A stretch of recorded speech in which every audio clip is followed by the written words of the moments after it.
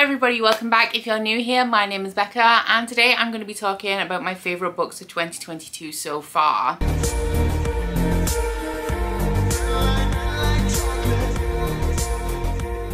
The way I do my mid-year favourites list is a little bit different than the end of year one because these are not necessarily going to be on my favourite books of the year overall. In this video I'm going to be talking to you guys about 6 books, each one being my favourite book of each month of the year so far. So by the time we get to the end of the year I could have had 2 books that I read in August that I enjoyed more than any of the books that I read in like February, which is why it's not necessarily representative of my best books of the year overall that will obviously come in January 2023. We're still a ways off, but oh my god, we're halfway there already. So kicking it off at the top with January, my favourite book of the month was The House in the Cerulean Sea by TJ Klune. This one was actually quite a surprising one for me because I'd heard this described as like a wholesome fantasy, which isn't usually my vibe, but this just gave me so many like warm, mushy feelings that I just could not help but love it. Now there is actually quite a bit of controversy surrounding this book and I did talk about that in length during the vlog where I read it, so I will link that up here for you guys if you want to check that out. But this one is an adult fantasy following Linus Baker, who is a caseworker for the government. One day he's pulled in by, I think they're called extremely upper management, but they're essentially like the head honchos, and given an extremely classified mission where he must travel to an orphanage that's on this tiny little island full of the most dangerous children in existence. Linus has a pretty stagnant life. He's actually quite content with it, but he essentially just lives for his job and he's not doing anything in his job apart from the same thing over and over again. So when he goes to this orphanage, it really pushes him outside of his comfort zone and he essentially has to report back to his bosses, tell them like what's going on at this school, whether the school should be shut down, whether these children are being looked after. And going to this orphanage and having to stay there for an extended period of time really pushes him outside of his comfort zone and makes him question like what it means to live and whether he has truly been living up until this point. So this was pretty much just wholesome vibes and it gave me all of the warm fuzzy feelings. It's also a queer book. There is a queer romance throughout here as well, which I absolutely adored, and just seeing Linus come out of his shell, getting to meet all of these children. I think the orphanage owner is called Arthur. Yes, and seeing him and Linus interact was really great as well. And it also gave me the feel of like an old-timey children's movie. Do you know things like Chitty Chitty Bang Bang and also The Railway Children and that kind of stuff? There were also a lot of messages about healing in here and also a lot of themes of trauma, which I really enjoyed the exploration of. Now this does tie into, like I said, the problematic nature of this book, which is that it is based on residential schools and it is not TJ Klune's place to heal that trauma because it is not trauma that was done to him. But overall I did find it to be a really wholesome, whimsical book that really tugged on my heartstrings. My favourite book of February will come as no surprise, although I don't like this book as much as I thought I did at the moment that I finished it, and that is House of Sky and Breath by Sarah J Maas. Now it is still maybe going to be on my favourite books of the year list because I am who I am.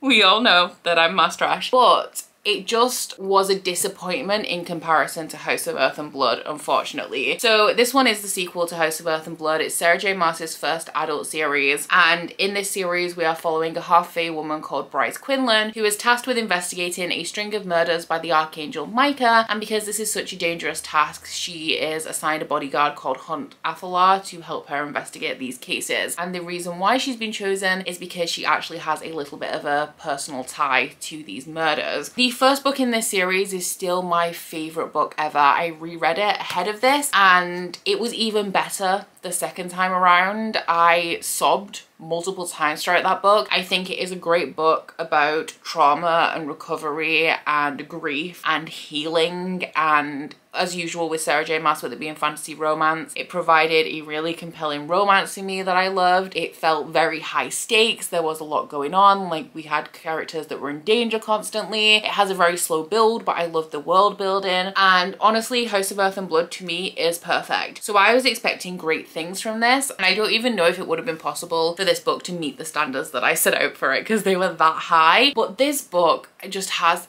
a lot of issues with it really. I do still love it because I'm still very attached to the characters, especially like Bryce, Hunt, Rune. I think they would be my 3 favorite. We also have a little bit more of the side characters from Crescent City that were mentioned and definitely there, but weren't as at the forefront of the story. We also have the introduction of some new perspectives that we didn't have in the first book. But this book was just very, very slow, and I understand why it was. This is very much set up for the 3rd book in the series, so we kind of had to introduce some of those perspectives that weren't really necessary in this book, just so that they're in place and they're relevant for the 3rd book in the series. I thought that the sexual tension in here was a little bit forced because with how House of Earth and Blood ended, it had to kind of be rebuilt, but it felt false because of that, like put in a conflict in there just for the point of like continuing this sexual tension where it didn't really need to be there. And the ending, I'm not judging the ending of this until I read the 3rd book, but from what I've heard from Sarah J Maas talking about the 3rd book, I don't think that I'm going to love the 3rd book either, but we'll see how it goes. So yeah, this is still my favorite book of February. I know that I've just said a lot of negative things, like things that I don't like about it, but I do still, like I said, really love the characters in here. And it was, even though it was slow, for somebody who loves these characters and really enjoys this series, it was kind of nice just to spend time with them even though nothing was really happening and we were just kind of like putting things in place for book 3. My favorite book of March is actually my favorite book of the year so far, which still is just really wild to me, but that is The Hating Game by Sally Thorne. This one is a contemporary adult enemies to lovers story about Lucy and Josh, who both work in the same company in the same position. It's a publishing company and it used to be 2 separate ones, and one of them really stands for like literature as an art, and the other company is more about books as something to sell and something that is marketable and profitable. So these companies both fell on hard times and they had to merge, which created a big divide in the workforce between the people who worked for each company and have like very different ideals. So Lucy and Josh are actually both the assistants to the CEOs of this company, and they have very opposite personalities. Lucy is very like outgoing, very bubbly, and Josh is like very serious, isn't up for anything like chit chat, has no like desk accessories or personal items, and he absolutely never smiles. So these two sit at desks facing each other every single day, and they've created games, I guess, that are really petty just to rile each other up. Things like staring at each other to see like which one breaks eye contact first and like they lose. And their rivalry is really brought to a head when there is a new position introduced in the company and they are both ideal candidates for it. So essentially they're going to have to compete, and if one of them gets it, they are going to be promoted above the other one. So they both agree that if the other gets the job, then they're going to resign because they couldn't stand to work for each other. I'm just obsessed with this. I still think about this book. I still want to reread this book. It's been 3 months. I still think about it on like an almost daily basis. I didn't expect much of it when I started it, and it turned out to be so much more. I'm obsessed with it. I'm obsessed with Joshua Templeman and the way that this romance unfolds and the way things become clear, and we have like plot twists in here where like a couple of them kind of obvious, a couple of them absolutely blew my mind, and I just thought it was really cleverly put together. It did take me a little while to get into this one because the book is told entirely from Lucy's perspective, and she has a very distinctive voice that takes just like a little bit of time to adjust to. But I thought that this had the perfect amount of quirkiness in with Lucy's character. I'm just obsessed with Josh, and yeah, it's a contemporary romance, so I don't really want to say too much about it because like it's a romance, you know the deal, you just got to experience it for yourself. If you haven't picked up The Hating Game by Sally Thorne yet, then I would definitely recommend it. It is like my favorite contemporary romance of all time now. My favorite book of April was Fires of Vengeance by Evan Winter. This one is the sequel to Rage of Dragons. April, I didn't have any 5-star reads, so this one was a 4.5, but I think it did a really good job of building upon the first book, kind of ironed out the observations that I'd made that I didn't love about the first book, and has me really hyped for the, I think there's going to be 2 more books in this series, but book 3 obviously when it's released. I'm going to be on it. The audiobook for this as well is amazing. 10 out of 10 would recommend. So if you don't know what Rage of Dragons is, it is an adult epic fantasy following a guy called Tao who lives in this society of people who are chosen by the goddess. It's a matriarchal society and the women control all of the powers, but if you are chosen by the goddess, then you have the ability to maybe like call down dragons, control dragons. You can also channel magic into men to give them the strength of a dragon, and if you have these magical capabilities and you're at the top of society, then if not, as a man you are pretty much destined to be put into the military, trained up, and then put on the front lines of of this ongoing war with the rest of the world as essentially just fodder. So Tao, as one of the lower classes, has pretty much accepted that this is his fate. That is until he reconnects with his childhood sweetheart and he decides that he is going to try and get out of his military service. Something terrible happens to his family and his community at the hands of the nobility, and from that moment on, Tao really dedicates himself to joining the military and training up to the point where he is at a level with this nobility and he can challenge them to right the wrongs that were done to his community and his family. My one kind of observation about the first book is completely intentional on the part of the author, but it is just that there is so little about Tao's personality because of how driven he is in his mission, and that is completely supposed to be the point. He has nothing else in his life but this revenge mission, and it completely just consumes him, everything about him, and he has nothing else. So as somebody who's a character driven reader, I did really struggle to connect to Tao throughout the first book because he was just this like rage machine essentially. So when we got to book 2, Tao's character does continue to develop. He becomes a little bit more self-aware. He's still very driven, but there's like a little bit more going on, and we also have a great cast of side characters in here. Something that I really love about this series as a whole is that the training montages are very realistic, and it's not a case of Tao joins the military and he's immediately a great fighter. Like, you can see step by step what is making him into the amazing fighter that he is. Like, you can see his weaknesses, you can see what happens to make him stumble and how he corrects that and gets back up and turns it into a strength, and that is something that I especially enjoyed about this. In this book in particular, something that really made me love it is that we have more likable female characters. For a start, I didn't love the main female characters of the first book, but I really enjoyed the perspective of the female characters in this one. And there is one chapter of this book, it is quite towards the end, but it is told from a perspective that we haven't had before, and I think that choosing to have that scene from that perspective was genius, and it was just so powerful. I wanted more of that, essentially. Like, I wish we'd had more of that in this book, but if we had, then it wouldn't have made that scene so poignant, and I just think it was a great decision on Evan Winter's behalf. The audiobook for this is really quick as well. It is a really fast-paced book, which is why it doesn't get quite 5 stars from me, because it is very action-based, but it is very enjoyable. It has a very strong cast of characters, and I think that it is very like immersive and realistic in the way that the story is told. This also ends on like a big moment, so I'm desperate for book 3, and I'm really hoping that we get it sometime soon. My favorite book of May was very on brand for me, and that was Fool's Assassin by Robin Hobb. This one is the first book in the Fits and the Fool series, the last series in the Realm of the Eldlings. Can you believe it, guys? I am shocked. I'm not ready for this to be over, and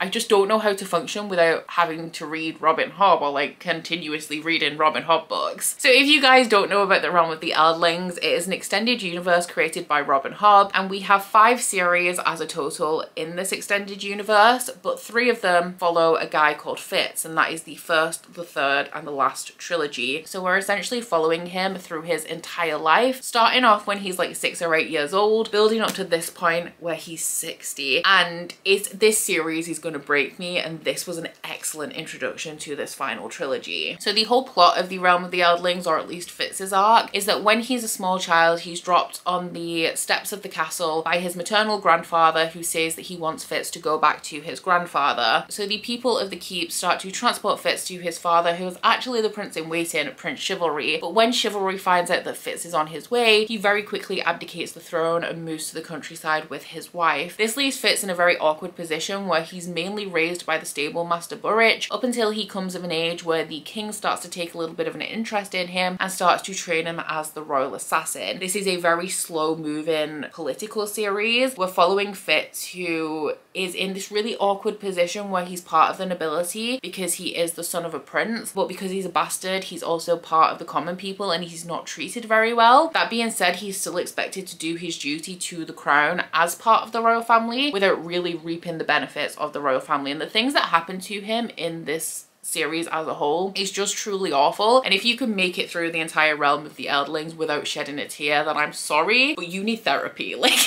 you need to be able to access your emotions, because these books are just truly devastating. So when I picked up this one, I was already in a place where I was like a little bit upset, because I know that Fitz is getting on a bit. He's old, and I don't expect this trilogy to end very well for Fitz. Maybe the Fool as well, who is probably my favorite character, but poor old Fitz, who we followed for such a long time. I'm not sure it's going to end well for him with the age that he currently is and the situations he keeps getting himself into. I knew going into this as well that we were going to have a perspective that we hadn't had before, because Fitz's books are normally like first person perspective and just him, which makes them very slow paced and also very kind of like isolated, because we're only really focusing on Fitz and like what he's thinking, what he's feeling, and if there's more interesting things going on that don't directly affect him, then he's not necessarily going to pay attention to it. I was really excited to see who this extra perspective would be, and I did have some predictions, but the actual extra perspective that we got was so outside of what I expected that it just blew my mind. And it's actually, considering what it is, I wasn't sure about it, but I actually think that it works really well. We are getting like some answers that we wanted at this point in the series, because there's still like a little bit about the world and the magic that we're unsure about, and we don't really know its origins and like I guess the specifics of it, and we are delving a little bit more into that in this series. Specifically, if you've read this series and you know what I'm talking about, you learn a little bit more about the whites in this first book, which is an area that is previously unexplored, so it's one of the ones that is currently most interesting to me because I don't know very much about it. We had some very upsetting and shocking plot twists in this as well, which just broke my heart and blew me away, and I know that there's going to be tears before the end of this trilogy. And after reading Fool's Errand, which had it literally broke my heart, I don't know whether this is going to be better or worse, like whether I'm going to be able to recover from this series. But yeah, this is probably Robin Hobb's strongest book, I want to say, which bodes very well for this final trilogy, and this one could end up being like my favorite trilogy of the Realm of the Eldlings as a whole and knocking the Live Ship Traders off its top spot, which is wild because I actually think in terms of Hobb's series, like the first two are the strongest, the third and fourth are the weakest, so I was a little bit worried about this one, but so far so good, and I'm expecting great but terrible things from the other two books. And then once again in June, I didn't have any 5-star reads, so we're going for a very high 4, which was Jade Legacy by Fonda Lee. This is the final book in the Greenbone saga. I did read the entire trilogy back to back in June, but this one was definitely my favorite. The books just kind of got better with each installment. I will say that with each book I enjoyed the plot less, but I became more attached to the characters, which is ultimately more important to me when it comes to how much I enjoy a book. But if you're unfamiliar with the Greenbone saga, it is following a clan war between the No Peak clan and the Mountain clan. It's set on an island called Caicon where they mine jade, and the people of Caicon have a tolerance to jade, which allows them to harness its abilities, and it gives them things like enhanced strength, enhanced speed, like more dexterity. And because they are able to have these enhanced powers, it makes the people of Caicon very powerful, and everybody else in the world kind of wants a piece of this. They want to have people like this in the military. They want these abilities for themselves, and so it's very important to the people of Caicon that the power and the jade kind of stays with them and they stay in control of it. So this leads to a conflict of interest between these two clans who actually used to be the same clan, but they've broken off because of differences like a couple of generations ago. And in this series we are following the members of the No Peak clan, who are the Calls, as they go to war with the Mountain. So it starts off with like very small slights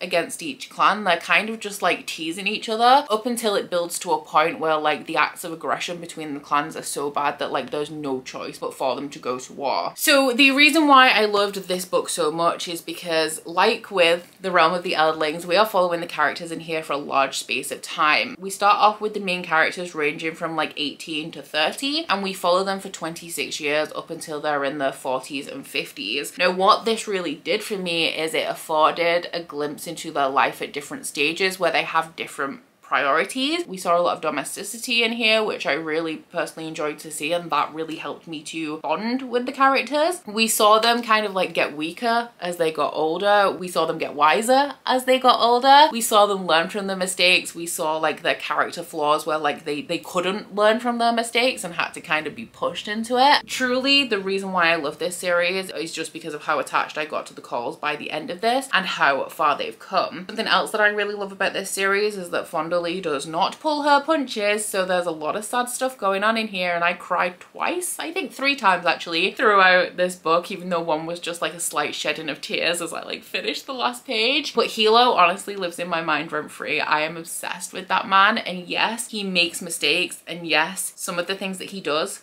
aren't great and aren't excusable, but I appreciate how morally great he is and also how ruthless he is. And it reminds me a lot of Darrow in Red Rising in terms of doing things that aren't good that further the agenda of the greater good. So Hilo's doing things that are terrible, but it furthers the cause of the No Peak clan, which is obviously his ultimate intention. The thing that I didn't love about this series and about this last book is that the plot just turned out to be not what I expected it to be. In the first book, I really enjoyed the plot, and that was kind of what I was expecting from the series. But with each book, the politics get wider and the scope and the agenda of the clans get wider, and it becomes just like more and more international as the series progresses. So some of the ways that the clans grow include like your normal like territory wars. We have like gun violence, clan fighting on the streets in this series. But then on the flip side of that, we also have the business side and the money and the power. So a lot of talk in this book will be about things like renting out people or like organizations to other countries, buying movie studios to change how people view the country of KCON and also to gain more money, and the progression of that as that gets more and more successful. And those elements of the story I just truly wasn't as interested in. And I also feel like this trilogy